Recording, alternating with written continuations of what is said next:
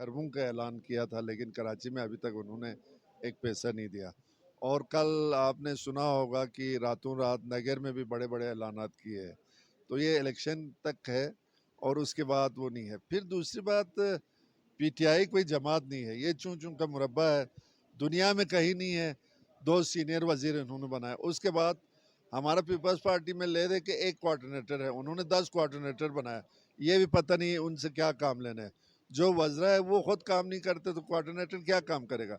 ये एक तो हमारा इलाके पर बोझ है, ये जितने भी है बोझ है। इनको चाहिए था मुख्तसर, चलो ज़्यादा से ज़्यादा होता तो आप 10-12 ले लेते, जिस तरह मेरा कैबिनेट बिल्कुल शार्ट था, इन सब से ज़्यादा कम कैबिनेट मेरा था। मैंने सिर्फ एक दो मुशीर लिया था, एक स्पेशल असिस्टेंट लिया था, बाकी तो आपको पता है हमने वज़ीरों को बाख्तियार बनाया। इनके वज़ीरों को भी कुछ पता नहीं है। अब वज़ीर एक दूसरे के पीछे, ये लोग आपस में वो नहीं है।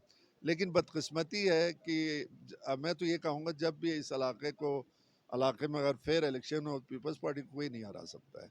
तो पीटीआई का देखो, अभी आज़ाद कश्मीर में आप देखें, ओपनली पैसा इस्तेमाल हुआ सब। और वो जो जिस आदमी से पकड़ा गया वो भी आप लोग सबके सामने।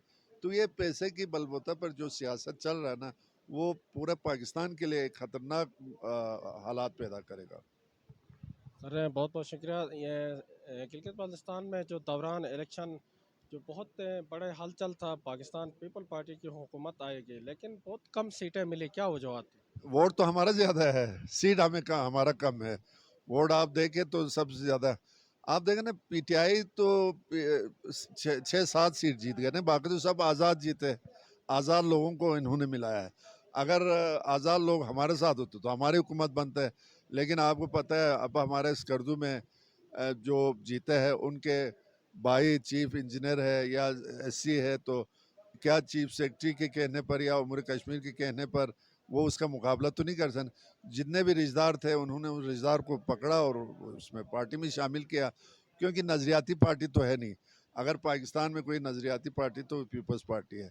अभी आप देखें कि मतलब आज़ाद कश्मीर में, क्योंकि हमसे थोड़ा आज़ाद कश्मीर वाले मजबूत थे, तो उन्होंने उनको हिलने नहीं दिया। उसके बावजूद आप देखें उन्होंने नून लीग के, हमारा कोई एक सिंगल आदमी पीटीआई में नहीं गया।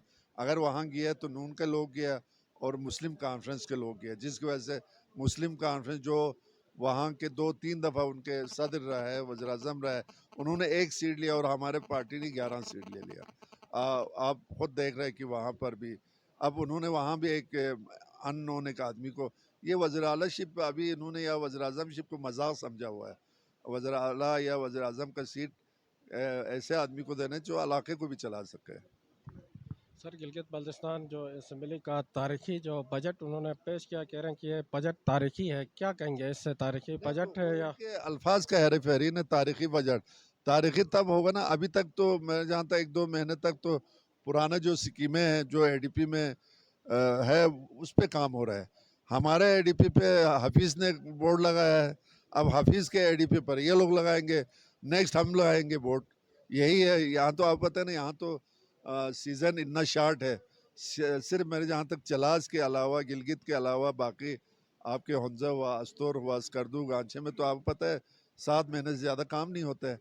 तो अभी तक तो वही पुराना कुछ, अभी तक मेरे दौर का एडीपी चल रहा है, अभी तक कुछ हफीज़ की चल रहा है। तो इनका एडीपी आएगा तो पता चलेगा कि कितने पैसे आएंगे। बिल्कुल। पीटीआई हुकूमत एक तरफ कौंसल की मीटिंग कर रही है, दूसरी तरफ उबरी शोबे की बात हो रही है। आप क्या कहना चाहेंगे कि क्या उबरी शोबा बन सकता है? नहीं, इनको उब्र से सुबह देना पड़ेगा। ये कोई हमें अब खैरात में नहीं दे रहा है। मैं परसों एक वो चीज़ सुन रहा था कि वो हमें आज़ाद कश्मीर को हमारे साथ मिला रहा है। आज़ाद कश्मीर की पोजीशन और है, हमारी पोजीशन और है। एक दूसरी बात यह है, गिलगित बल्तिस्तान पूरा उस वक्त आज़ाद कश्मीर का हिस्सा नहीं था, सिर्फ अस्तोर और स्कर्दू था, जिसमें से हमारे 2 राजे साहब वहाँ मीटिंग के लिए जाते थे, अस्तोर का राजा और स्कर्दू का राजा। बाकी गिलगित हुआ, हंजा नगर हुआ, अच्छा आप गिजर हुआ, वहाँ तो उनका वो स्टेट था ना जी, उस पे तो कश्मीरी तो कोई वो नहीं था, अगर था तो ये दो। फिर उसके बाद एक चीज़ ये है कि वो कहते हैं जी कश्मीर हम खुद आज़ाद हुए हैं, हमें पाकिस्तान के अफवाज पाकिस्तान ने या कोई और ने तो हमें आज़ाद नहीं करा, हम खुद आज़ाद हुए। आज़ाद होने के बाद किसी ज़माने में बांग्लादेश हमारा था, वो आज़ाद हो गए ना, आज़ाद होने के बाद वो अलग रियासत बनाया। अभी दो ही ऑप्शन है, या हमें सूबा बनाए हम जिस मसा, या हमें आज़ाद रियासत, हमें आज़ाद करो, हम अपना रियासत बनाए, ठीक है ना जी। लेकिन इन्होंने जो बात किया, अब वो इनको पता ही नहीं, कौंसिल का मेंबर ही नहीं, तो उन्होंने मीटिंग किया। देखो नहीं, उन्होंने ये कहा जी जो उन्होंने नामजद किया, वो नामजद हो या वो इलेक्शन के जरिए कुल 12 मेंबर होते, वो तो ये ख़त्म हो गए तो ऑटोमेटिकली वो भी ख़त्म हुआ। एक टर्न्योर होता है, टर्न्योर के बाद उनकी भी, तो उनको ये भी पता नहीं था कि भाई कौंसिल ख़त्म है और वज़ीर आला को वो उन्होंने ऐसे ही मीटिंग कर दी। उस मीटिंग की कोई हैसियत नहीं। पीपल्स पार्टी का जो मौक़िफ़ है पहले भी यही है, अब भी है, हमने सूबे की तरफ जाना है। हमने पहले भी शायद आपको पता है, मैंने ये भी कहा था, अगर पीपल्स पार्टी हुकूमत आए और सूबा नहीं देगा, कम से कम मैं तो सियासत छोड़ूंगा। ये शायद आप लोग सब भाइयों ने सुना, क्योंकि हमने अपने इलाके की खिदमत करना है। मैं पीपल्स पार्टी में ज़रूर हूँ, आप खुद देख रहे हैं। पीपल्स पार्टी सिंध के सदर सिंध की बात करते हैं, बलूचिस्तान वाले बलूचिस्तान की, पंजाब वाले पंजाब, खैबर पाख्तूनख्वा। तो हम अपने इलाके की बात करें ना, हम कोई पंजाबी या सिंधी या बलोची तो नहीं, हम गिलगित बल्तिस्तान के पास ही है। तो हमसे पूछे तो हम यही कहेंगे कि भाई हमें सूबा दे दो अबूरी से, उससे इनको कोई परेशानी है नहीं है।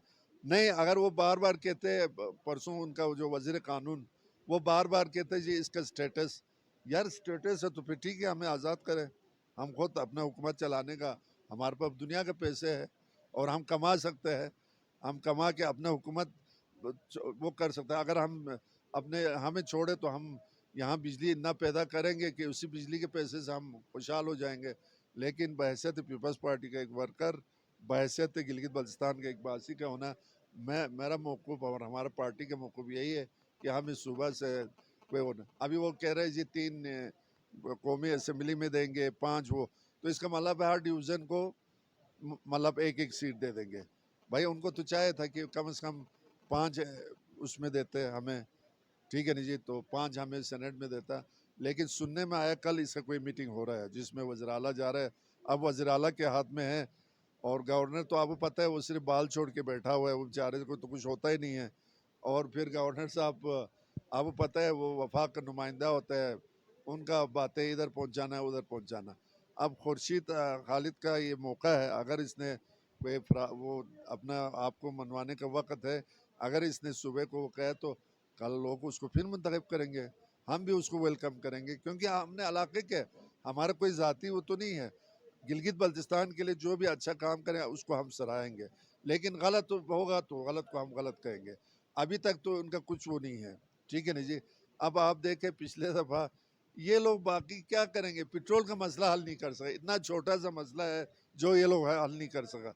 इवन मैंने 2-3 क्लिप पढ़ा है, देखा है मैंने, खुसूसन अस्तूर के हवाले से बहुत सारे, एक लड़की ने कहा जी ये क्या वज़ीर आला है जो अपने अस्तूर में ये पेट्रोल फराम नहीं कर सकते।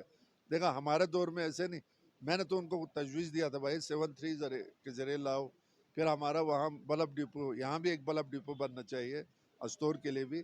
तो कहने का मतलब इतना छोटा सा मसला हल नहीं कर सकता है, तो बड़े मसलों का अल्लाह ही खैर करें। और फिर दूसरी बात, सबसे बड़ी बात यह है कि खुर्शीद साहब के लिए जो प्रॉब्लम है ना, हम लोग नहीं है, उनके अपने वज़रा उनको प्रॉब्लम पैदा, क्योंकि उन वज़रा में कुछ पता ही नहीं है, ठीक है। एक वज़ीर ने कहा जी मुझे पूछे बगैर पोस्टिंग किया है, क्योंकि बड़ा शोर किया, बाद में कहा जी नहीं मुझे पूछा था। कहा पोस्टिंग में वज़ीर का कोई इख्तियार ही नहीं है, पोस्टिंग देखो ना सेक्रेटरी साहिबान का, लेकिन एज ए चीफ एग्जीक्यूटिव वज़ीर आला से पूछना ज़रूरी होता है, रूल ऑफ बिजनेस के मुताबिक। लेकिन चीफ सेक्रेटरी कर सकते हैं, उसको कैंसिल चीफ एग्जीक्यूटिव करते हैं, लेकिन वज़ीरों के पास तो चपड़ासी आगे पीछे करने का इख्तियार नहीं। अगर इसको अच्छा टीम देखने जाए, अभी आप देखें वहाँ गिने चुने लोगों के अलावा आपको कोई नज़र नहीं आएगा। अब वो स्पीकर बनाया है, वो स्पीकर का ओहदा बहुत बड़ा है, वो आदमी बहुत छोटा है। स्पीकर तो बला चीज़ होता है, स्पीकर ने तो असेंबली को चलाना है, लेकिन उनका टीम कुछ नहीं है, सब नातजुर्बाकार है, गिने चुने लोग हैं। एक दफ़ा मुझे किसी ने कहा जी आपका अमजद उसको चलने देता, हमारा अमजद का काम यही है, क्योंकि वो ऑपरेशन, हाँ ठीक है नहीं। अब आप देखें मैं जब सीएम था, मेरे दौर में मेरे खिलाफ जिन जिन लोगों ने वोट नहीं दिए थे वो पहले ही गिलगित में पोस्टिंग थे, मैंने वापस उनको स्कर्दू भेजा। अभी भी इनको चाहिए छोटे मुलाजमिन के पीछे ना, हाँ डीसी लेवल के, एसपी लेवल के आप लोग करें, उसका भी टर्न्योर थोड़ा होना चाहिए, 2 साल के बाद उनको करें। अब छोटे मुलाजमिन को ये लोग ट्रांसफ़र करके कहाँ, इनका काम क्या है? चपरासी का भी ये ट्रांसफ़र करते हैं। तो वज़ीर आला को भी सोचना चाहिए, उसको शायद उसकी नोटिस में हो या ना हो, उसको चाहे कि भाई जो छोटे मुलाजिमीन उनको अपने इलाके में रहते हैं। एक तो आप लोगों की मेहरबानी से इतना महंगा है कि एक छोटा मुलाजिम अब जी भी नहीं सकता है। उसको अगर एक स्टोर वाले को स्कर्दू भेजे, वो वहाँ क्या करेगा? ना घर किराए पर ले सकेगा, ना वो खाना खा सके, उस तनख्वाह में उनको क्या होगा? पहले आप कोई मराहत तो ऐलान करें। हमारे दौर में मैंने 5 साल के हर साल मैंने मुलाजमीन को तनख्वाह बढ़ाया, ये तो आप लोगों को भी पता होगा। लेकिन देखो, मुलाजमीन को फैसिलिटीज़ देने के बाद आप पोस्टिंग करें। बहुत बहुत शुक्रिया। उसके बाद सर गिलगित बल्तिस्तान में जो मौजूद हुकूमत के कोई 7-8 महीना होने जा रहे हैं, तो यहाँ पे हर रोज़ाना की बुनियाद पे धरने हो रहे हैं। वो कह रहे हैं कि साबिक हुकूमत इसकी ज़िम्मेदार है। आपके ख़्याल में क्या तासुर है, नहीं, ये कौन ज़िम्मेदार है? मैं आपको एक बात बता दूं ना, अभी ये जो पेट्रोल का मसला है, उसमें साबिक हुकूमत की क्या जिम्मेदारी थी?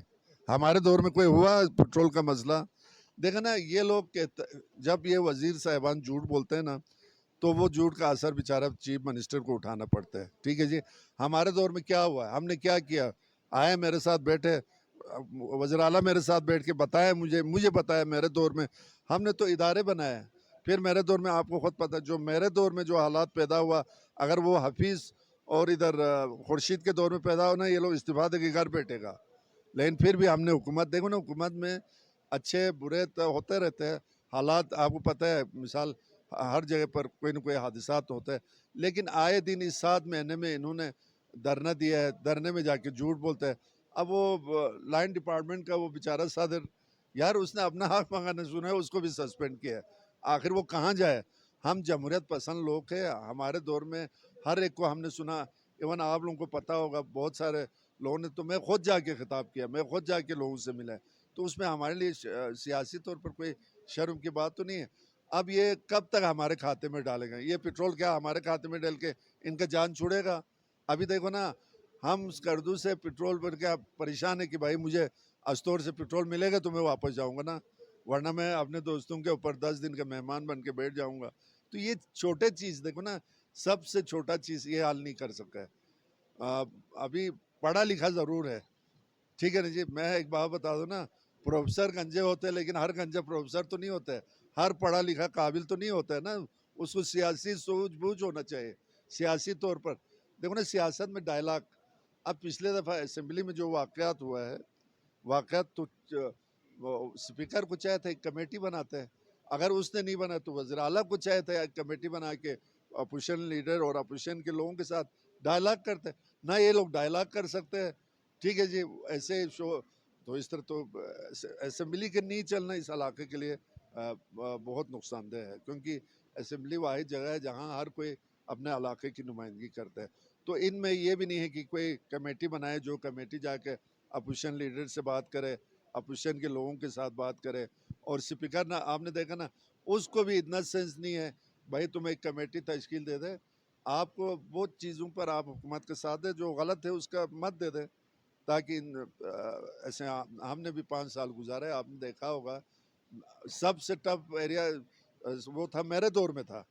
एक तो नया सिस्टम, मैं नया, सब कुछ सिस्टम।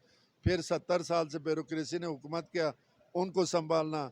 फिर आपको पता है गिलगित में 2 मस्जिद को संभालना, फिर गिलगित में एफसीएन जनरल को संभालना। ये तमाम होते हुए, ये तो मैंने किस तरह मैंने ये 5 साल निकाला। तो हमारे दौर में तो हमेशा कोई ना कोई वो होता था, मजहबी वो करता था। अभी क्यों नहीं होता है? हफीज़ के दौर में क्यों नहीं हुआ? देखो ना, मैंने उस दिन भी एक कहा था, हम अमन पसंद लोग हैं। जब अमन पसंद लोग बाहर होंगे तो अमन रहेगा ना। जब हम अंदर होके वो इंतहा पसंद बाहर होंगे तो वो अमन का बेड़ा गर्क करेगा। ठीक है। पिछले दफ़ा काजी निसार साहब ने चलास में ये कहा जी, अगर कोई सीएम आया था तो वो तो मेहंदिशा आया था। आप चलास में जाए, चलास के मैंने कितना काम किया। हर आप वो देखे उनका, मैंने पासपोर्ट ऑफिस मैंने बनाया, वहाँ उनका आपका डिवीज़न मैंने बनाया, बल्तिस्तान डिवीज़न बनाया। अच्छा, इदारे बनाए, ये एक्साइज का वो बनाया, 1112 मैंने लाया। पुलिस को 100% वो तो हमने दिया है। हमारे वसाइल कम होते हुए, लेकिन हमारा जरदारी साहब को ख्वाहिश थे सबको साथ लेके चलते, तो हमने सबको साथ लेके चल, हमें उसमें एमक्यूएम को भी। अब मेरे दौर में अगर ये लोग कहते तो राजा आजम एमक्यूएम का वजीर नहीं था मेरे साथ, अगर मैं गलत था तो वो भी गलत है ना। बशीर काबली का वजीर नहीं था, दीदार साहब तहरीक इस्लामी का वजीर नहीं था, तो अगर हम गलत है तो उस वक्त इस्तीफा देते ना, उससे तो इनका जान नहीं छोड़ा। अगर मैं बुरा था तो उसमें ये सब शामिल है, लेकिन अल्लाह का करम है, हमसे जो हो सकता था हमने किया। बाकी तो सब तो छोड़ो, कम में वाहिद वज़ीर आला था जो हर एक का टेलीफोन तो सुन के उनको मतलब तसली तो देता था। इनसे तो हम अगर टेलीफोन पे बात करें तो बात नहीं हो सकते। हमारा एक वजीर वहाँ लोगों को जपियाँ मारते थे, अभी वो टेलीफोन नहीं उठाते। यार जप्पी मारने से लोगों का मसला हल नहीं होते, गरीबों के लिए रोटी चाहिए। हमारा नारा है रोटी कपड़ा और मकान। लोग कहते हैं आपने क्या दिया, हमने रोजगार दिया तो उसको तनख्वाह मिला, तनख्वाह मिला तो उसने शादी किया, शादी किया फिर घर बनाया, इसी को कहते हैं रोटी कपड़ा और मकान। ठीक है नहीं जी। तो अब भी हम यही है कि हमारा पार्टी का मुकाबला कोई दूसरा वो नहीं कर सकता है। फिर आप खुद देखें शहीद भुट्टो इस जगह पर आके इसने क्या आप लोगों के साथ ऐलाना, तो कहने का मतलब वाहिद ये पीपल्स पार्टी है जो इस इलाके को कुछ देगा। ये सब है। अभी आप देखें ये लोग हमें ऐसे, अगर कौंसुल भी फिर असेंबली भी, तो ये ड्रामा होगा ना। अब आप खुद देखें 10-10 कोऑर्डिनेटर, यार कोऑर्डिनेटरों का क्या काम है। इतने तो हमने चपड़ासी नहीं रखे थे जिनने इन्होंने कोऑर्डिनेटर बनाया है। हमने अपने ऑफिस में इतने चपड़ासी नहीं रखा था जिनने वज़ीर आला ने अपने दफ्तर में कोऑर्डिनेटर का वो बाजार लगाया हुआ है। तो उसका पढ़ा लिखा होना, उसका शरीफ होने से इलाके कुछ फ़ायदा नहीं होगा। कुछ काम करेगा तो कल उसको भी याद रखेगा। हमने किया या नहीं किया लोगों के सामने। बाकी जो वज़रा ये कहते हैं ना हमारे दौर का, हमारे सामने आके बात करें ना, हम उनको बताएंगे हमने क्या किया और आप क्या कर रहे हैं। ठीक है ना जी। फिर आपको खुद पता है गंडापुर जैसे बदतमीज वजीर उनके साथ है, जिन्होंने ये एक ऐसा आदमी जो शहीद जुल्फ़िकार अली भुट्टो को गद्दार कहते हैं। यार तुम कहाँ, शहीद भुट्टो के जूते के बराबर ये नहीं है। ठीक है, भुट्टो साहब ने जो काम किया तुम्हारा परदादा भी नहीं किया। तुम्हारे जो जो गंडापुर खानदान के बड़े थे वो तो भुट्टो साहब के साथ थे। ठीक है नहीं। अब वो जाके मरियम नवाज जैसे भी हमारी बहन है उसके बारे में बातें बार बार वो मेकअप के, यार तुम्हारा भी मेकअप बन रहा है, तुम्हारे बाल पर खर्चा हो रहा है, तुम्हारे मुच्छे पर जो तुम मुच्छे को वो तेल लगाते वो भी खर्चा होता है ना। ऐसे बातें करने वाले वजीर है उनके साथ।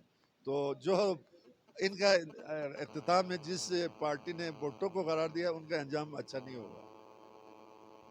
थैंक यू, बहुत बहुत शुक्रिया। उसी के साथ अपने मेज़बान सईद हामिद को इजाज़त दीजिए। अल्लाह हाफिज़।